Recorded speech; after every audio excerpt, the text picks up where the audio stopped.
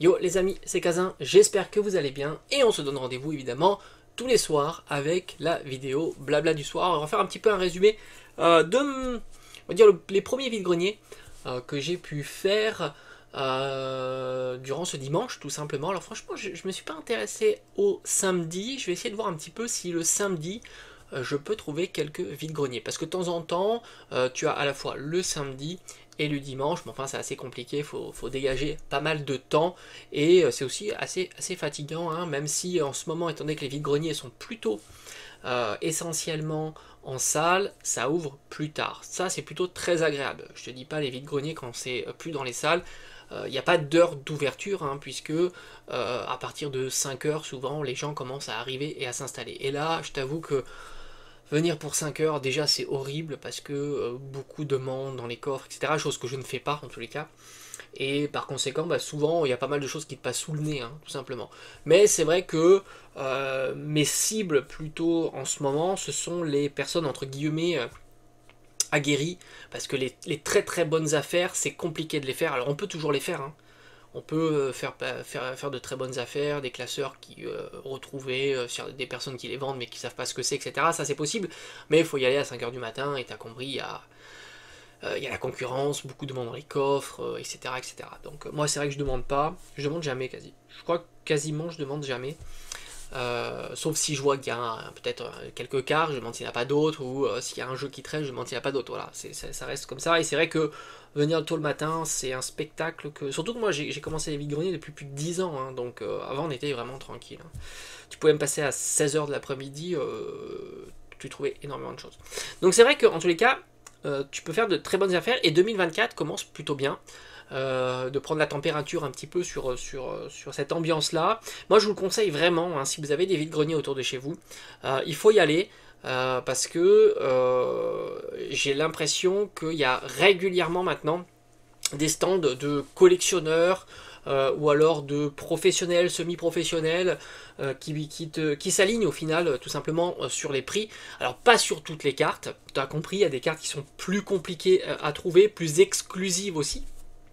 Mais même sur des cartes alternatives, type épée et bouclier, j'ai vu des prix vraiment assez intéressants, puisque tout simplement le but, quand tu es un professionnel ou un collectionneur, tu vas pas faire 10 vides-greniers par an, hein, en tant que collectionneur, tu vas en faire 2, et tu vas essayer de récupérer le plus possible pour pouvoir justement continuer à financer ta collection. Et du coup, bah, tu peux, déjà il proposera des bons prix, hein, la plupart du temps, et tu peux en plus négocier, parce qu'il y a, comme je t'ai dit, hein, si t'as pas vu ma vidéo précédente sur ce que j'ai trouvé en vide-grenier, moi je t'invite à la regarder.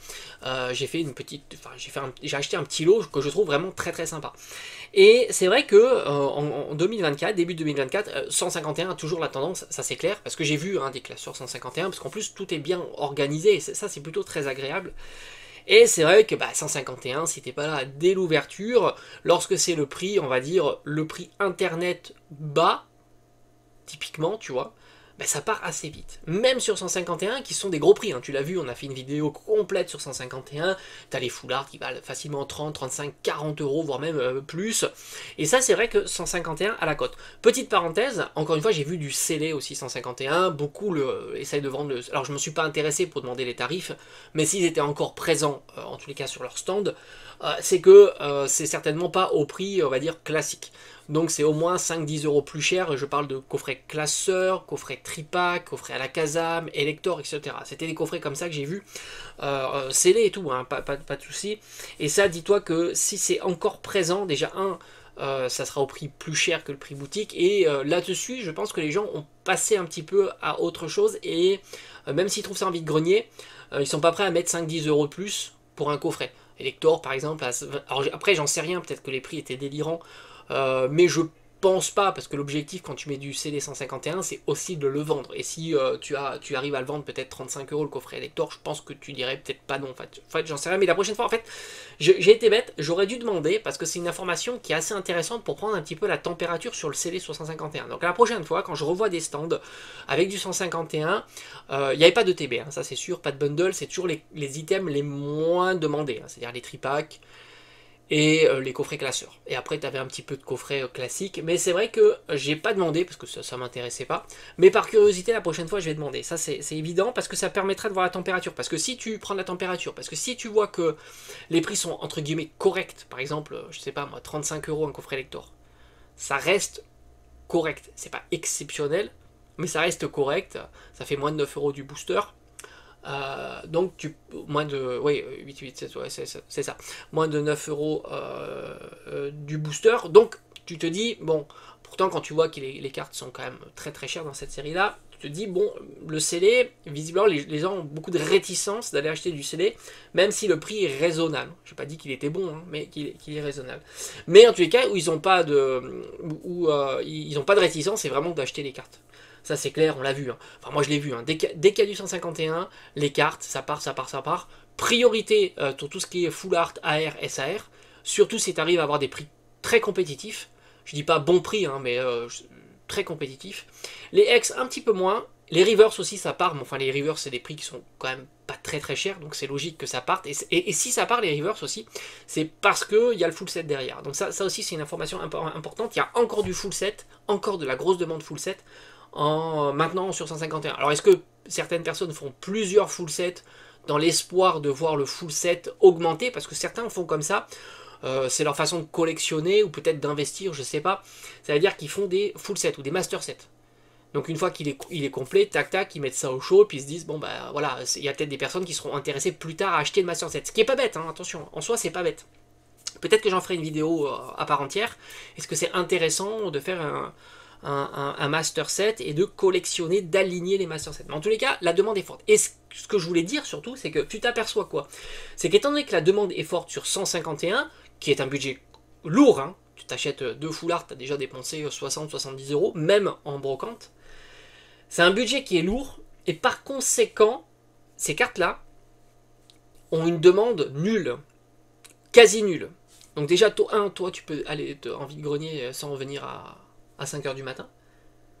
2, c'est même mieux quand tu vas plus tard parce que les personnes qui les vendent voient bien qu'il n'y a pas trop de demande sur ces cartes-là.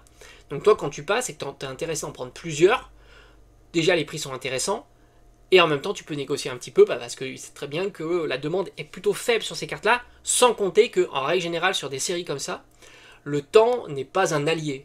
Si la personne compte soit les vendre sur internet, alors il y a les frais de port donc c'est encore pire, soit en plus il y a souvent des commissions sur les plateformes, etc. Soit la personne se dit bah, c'est pas grave, je les vendrai dans 6 mois, oui mais dans 6 mois peut-être que celle-ci, par exemple la Negapi, vaudra moins, et ainsi de suite. Ou même le Coléodome ou Exagide. Donc c'est assez compliqué, autant dire bon bah ok, la personne t'en prend 6, hop, je fais un bon prix, je fais un prix de départ et puis après j'arrange, j'enlève 5 € par-ci, etc. Et ça c'est vraiment top. Donc l'objectif pour moi ça va être ça. Alors pour trouver du scellé vintage, alors j'ai l'impression que ça devient très très compliqué. Autant l'année dernière j'en avais un petit peu et franchement je regrette, hein, je te le dis, hein, j'avais vu quelques blisters scellés de boosters type Soleil et Lune, épée bouclier de base, etc. pour pas trop cher, tu vois. Et c'est vrai que t'attends, tu dis ah ça fait quand même 20 €, 30 €, etc. Et puis après tu regrettes et puis au final t'as loupé le coche et c'est bien dommage, mais bon c'est comme ça, c'est le jeu. C'est le jeu, on peut pas être toujours dans les starting blocks sur tous les items. Mais le scellé, j'ai l'impression que ça se fait de plus en plus rare, les scellés anciens. Et ça, c'est vraiment une problématique. Alors maintenant, pour le scellé ancien, parce que comme je te dis, moi j'aimerais quand même collectionner, continuer à rentrer des items, du soleil et lune de base, en blister scellé, etc. Surtout que je vais réorienter ma collection un petit peu dans ce sens-là. Je me demande si c'est pas mal d'aller dans les conventions où là tu pourrais en trouver, pourquoi pas, moi j'échangerais. Pourquoi pas échanger à un coffret que j'ai en scellé, comme un coffret Mewtwo avec les boosters XY, etc. Donc pourquoi pas échanger un coffret comme ça avec un Art Set Blister ou des choses comme ça. Ça c'est quelque chose que je réfléchis de plus en plus, parce qu'il y a quand même pas mal de conventions, que ce soit des petites conventions, hein, ça marche aussi, parce que dans les petites conventions, et c'est même mieux, j'ai envie de te dire, les petites conventions que les grosses conventions, parce qu'en règle générale, les grosses conventions, le stand est très cher, et du coup, il faut faire du chiffre. Et du coup, tu t'aperçois que les prix sont pas si intéressants. Alors que les petites conventions dont les stands sont pas chers, et là, du coup, tu peux avoir des prix très intéressants, sans compter que tu as des amateurs aussi, enfin des amateurs, entre guillemets, des non-professionnels, des collectionneurs non-professionnels qui, eux, en profitent des conventions parce que ça amène plus de personnes qu'un vide-grenier classique. Donc ça, j'ai envie d'en faire pas mal, quitte à faire quelques bornes, hein, évidemment, comme je t'ai dit, moi, enfin, je sais pas si tu le sais, mais je roule tranquille, tu vois, quand c'est limité à 90, je roule à 70, alors peut-être que j'embête un petit peu du monde, mais enfin bon, ça me permet de rouler tranquillement, pas prendre de risques, de pas consommer de l'essence, parce que l'essence c'est quand même très très cher, même si on a un petit peu baissé en ce moment, je crois que c'est 1,7 ou quelque chose comme ça. Et du coup, moi je suis tranquille, en mode détente, tu vois, je suis jamais énervé sur la route, je double jamais, je suis toujours tranquille. Et du coup, tu fais des économies comme ça, et en même temps, voilà, comme je t'ai dit, souvent j'essaye de... Alors, bon, dans les conventions, c'est jeux vidéo, machin, etc. Mais j'essaye de trouver toujours un compromis, un vide-grenier, encore une fois. Je me déplace pas que pour les cartes Pokémon, parce que sinon, entre guillemets, tu serais perdant, parce que il y a la route, l'essence, etc. En général, tu as souvent entre 5 et 10 euros d'essence pour faire les trajets.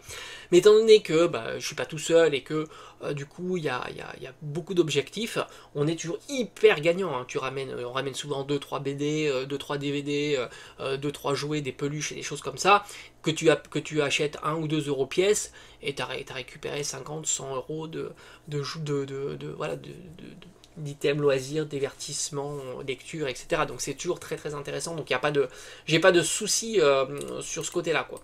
Donc voilà, donc l'objectif ça va être, alors les brocantes comme je t'ai dit, on va continuer à fond la caisse, quitte à augmenter un petit peu le champ de recherche, parce que ce que je m'aperçois aussi, c'est que déjà, bon, il y a beaucoup de séries alors j'attends de voir du Paldea aussi, je te cache pas que j'ai beaucoup d'objectifs sur Paldea, je pense pas que ça soit une série qui sera très recherchée, hormis quelques cartes. Moi j'attends Paldea. Dans les brocantes, j'attends de voir les petites shiny, principalement les full art shiny, j'en suis moins intéressé. Et je pense que je vais ouvrir un petit peu mes distances où je vais faire les vides-greniers, parce que du coup tu t'aperçois que les gens sont très... Moi je recherche pas les mêmes choses que ce que recherchent les gens. Alors je ne dis pas que du 151 ça m'intéresserait pas. En fait si, 151 ça m'intéresse pas, le budget est beaucoup trop gros. Je mets pas 30 euros dans une AR, c'est hors de question. Sauf peut-être coup de cœur sur une AR, mais en tous les cas c'est pas l'objectif du moins de cette année. Moi l'objectif c'est de récupérer les AR de toutes les séries EV1, EV2, EV3, EV4, etc. à très bas prix, à bon marché. Toutes ces AR là sont vraiment des AR pas très très chers. Donc mon objectif il est là, comparativement à d'autres séries. Donc c'est très très bien qu'en ce moment tout le monde est focalisé sur 151. Ça me permettra de faire plus de vide-grenier, quitte à y aller de temps en temps en début d'après-midi. Je suis sûr que je peux trouver des bonnes affaires, même quasiment en fin de vide-grenier. Ça aussi ça sera testé. Ça veut dire pas hésiter à revenir. Quand j'ai vu un vide-grenier où il y avait 2-3 stands professionnels ou semi-professionnels ou même non professionnels qui proposaient beaucoup d'items Pokémon, dont les cartes m'intéressent, pourquoi pas, de revenir peut-être en fin d'après-midi, voir un petit peu si on peut négocier davantage pour faire rentrer dans le budget les cartes qui auraient été un petit peu hors budget. En tous les cas, c'est assez intéressant. Encore une fois, j'ai vu quand même de belles cartes, j'ai vu beaucoup d'alternatives qui restaient en place, qui n'étaient pas spécialement énormément demandées. Donc c'est intéressant de voir que même en 2024, ça continue à être sur une tendance. Alors à part certaines séries, on est plutôt très très cool. La semaine prochaine, demain hein, typiquement, et toute la semaine, je vais aller voir prendre la température sur Paldea, je vais voir, parce que certains m'ont dit que Paldea c'était compliqué, alors j'en doute absolument pas que dans certaines régions ça soit plus compliqué que d'autres, hein, mais en tout cas par chez moi c'était plutôt très très simple le Day One. Est-ce que maintenant c'est resté en boutique? Ça sera intéressant de voir ça, et après tu le sais, hein, je crois que c'est le 6 février, enfin en tous les cas en février, début février, tu auras les autres items qui vont ressortir. Je suis pas spécialement intéressé sur ces items là, mais encore une fois, on est sur une chaîne Pokémon, entre autres, collection, je vous proposerai à l'ouverture certains de ces items-là, les Pokébox, les coffrets, parce qu'on est là aussi pour faire du divertissement, et évidemment que je vais vous proposer ce genre d'item, et surtout, moi, ce qui m'intéresserait, c'est de retrouver du 151, non pas pour ma collection en scellé, mais tout simplement parce que j'ai pas pensé à mettre sous le coude quelques petits boosters, parce que là j'ai un tiroir maintenant où je garde des boosters complètement seuls, hein, comme Faille Paradox par exemple, pour pouvoir vous proposer. J'ai même aussi un petit peu de style de combat, tu vois, c'est vraiment voilà, ça c'est des petits boosters que j'ai récupérés à droite à gauche, que je garde précieusement, pas pour ma collection en scellé, parce que tu sais que ces boosters comme ça, je trouve que c'est pas intéressant de les garder en scellé. Alors évidemment sur des séries plus anciennes, pourquoi pas, mais sur des séries récentes, je te déconseille, c'est beaucoup mieux d'avoir du scellé. Mais du coup, moi, je les garde comme ça pour proposer des ouvertures pour les mois, les années à venir. On est sur une chaîne, donc il faut voir long terme. Et c'est vrai que j'avais pas réfléchi sur 151. J'avais d'autres problématiques, stocker, etc. Mais j'ai pas pensé à me dire, il suffit que je déballe tout. J'ai jamais pensé à ça, je l'ai pensé il y a quelques semaines en disant je vais tout déballer. C'est ce que je vais faire avec Paldea, je vais tout déballer et je mettrai sous le coude comme ça quelques boosters que je garderai précieusement, puis comme ça je pourrais vous les proposer à l'ouverture, et puis comme ça je ferai un panachage, ça sera pas une ouverture 151, mais ça sera différentes séries à ouvrir et je pense que c'est plutôt sympa et j'aurai pas cette problématique de la place justement pour stocker tout ça. Voilà, petite vidéo blabla du soir terminée, donc j'ai hâte de voir la semaine prochaine ce que l'on peut voir. Je vous ferai peut-être une vidéo bilan sur Paldea, de voir un petit peu les tendances prix sur cette série-là. J'ai été assez agréablement surpris de voir le Pikachu à 45 €. Alors est-ce que le Pikachu va prendre la tangente en partant cher? Mais j'étais assez surpris de voir que les gens étaient capables de le vendre dès le début à un prix qui me semble plutôt raisonnable au vu du prix que l'on a vu sur la petite shiny qui était vraiment très très chère, tout simplement. Moi je t'avais dit 70-80 €. Alors à un moment elle était à 150 €, mais alors là c'était farfelu, 150 € quand même pour une petite shiny, c'est quand même assez fou. Et je t'avais dit que pour moi, à mon sens, cette carte là, déjà 40-45 €, ça semblait très très cher comparativement. Voilà, c'est qu'une petite shiny, faut pas non plus exagérer. Donc ça c'est plutôt intéressant de voir que sur Paldea, il y a certaines cartes qui débutent, c'est pour ça que je fais des bilans tout de suite, parce que c'est bien de voir le début, est-ce que ça va remonter, est-ce que ça va descendre, etc.